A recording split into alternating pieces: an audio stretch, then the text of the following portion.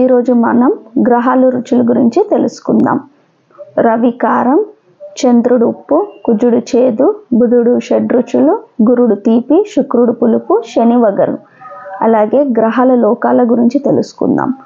రవి కుజులు తిర్యగ్లోకం అంటే మానవలోకం, చంద్ర శుక్రులు పితృలోకం, శని బుధులు నరకలోకం, గురుడు దేవలోకం.